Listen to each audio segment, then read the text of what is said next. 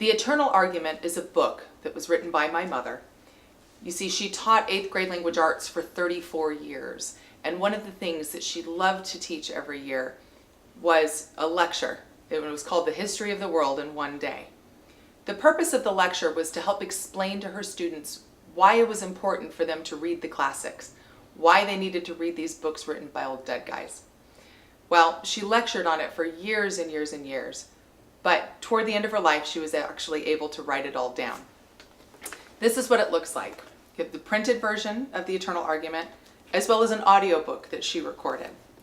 Now, I'm about to talk about the topic of the books, and it's pretty academic, but it's important to understand that my mother was stuck in 8th grade for the vast majority of her life. So although the topic is academic, the tone is not. The Eternal Argument is funny, and it spurs a lot of great discussions between you and your student. Now, this is not a curriculum, it's a supplement. We recommend it for about 8th grade and up. You can either read the book chapter by chapter or listen to the audiobook chapter by chapter. We've included discussion questions at the end of each chapter just to give you some things to talk about.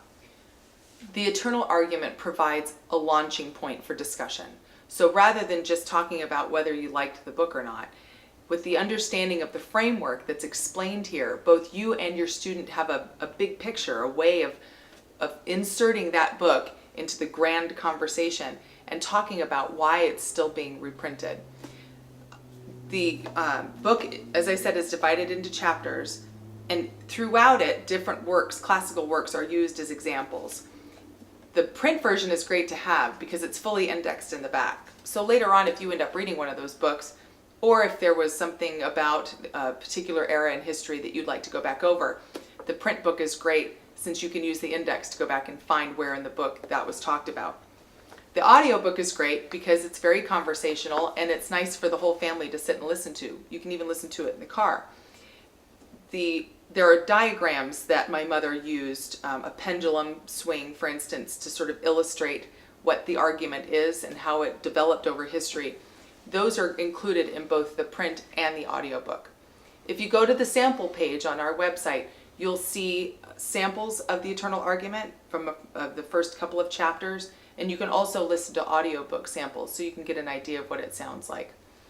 As I said, this is not a curriculum.